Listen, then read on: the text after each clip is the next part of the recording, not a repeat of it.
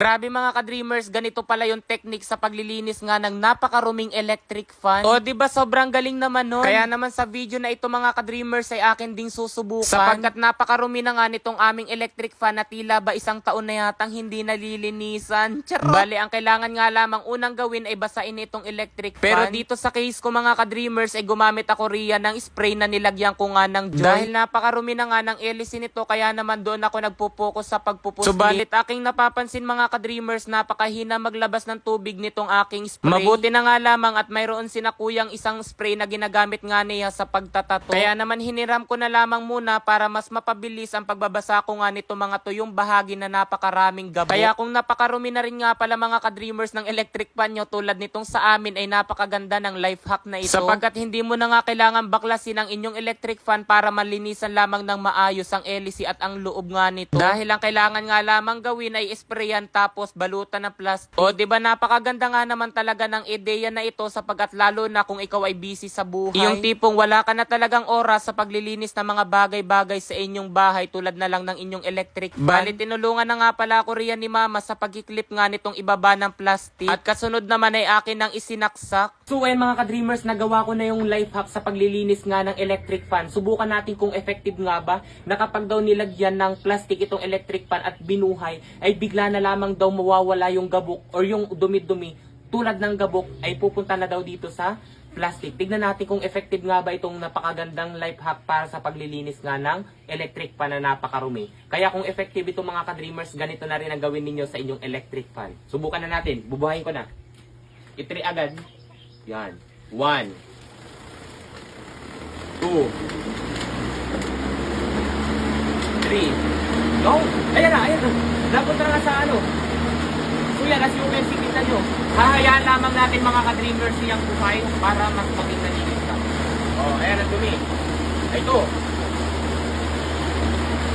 Habang buhay nga pala yung electric fan ay napapansin ko yung mga gabok ay pumupunta na nga rito sa plastic. Bali, number 3 ko na nga pala iyan mga ka-dreamers para mas malakas. Iyon pala yung purpose kung bakit kailangan mo munang basain yung gabok na nakapalibot nga sa electric fan. Para madaling bumitiw yung gabok tulad niya.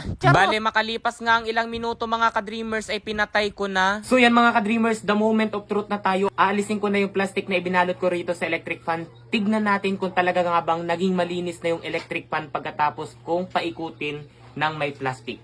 So yan, as you can see mga ka-dreamers, yan, narito na yung mga dumi sa plastic. Sa plastic. So yan, narito na yung dumi sa plastic. Yan, narito na. Tignan natin kung talaga nga bang naalis at nalinisan ng maganda yung ating electric fan. Okay, alisin ko lamang yung ipit. Yan. Okay. So yan, ito na ha. 1, 2, 3, go!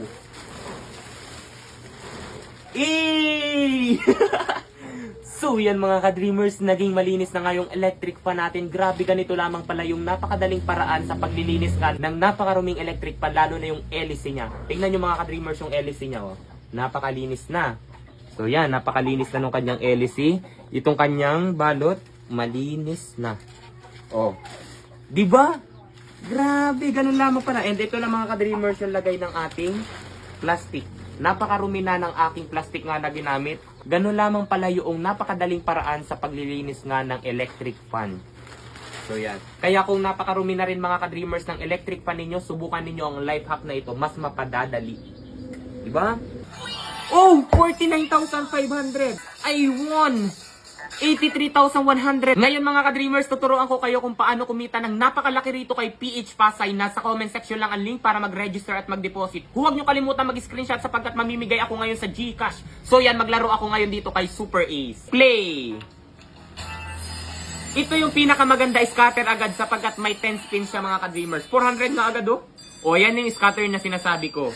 Napakaganda niyan dito kay PH Pasay. Play! 800 agad. Oh, 1, 2. 1, 2. 1, 2. 1, 2. 4,000. 2, 4. 1, 2. 2, 4. Oh, 49,500. 5,000. 10,000. 1,000! Grabe! Tingnan niyo mga ka-dreamers. Look at this! I won!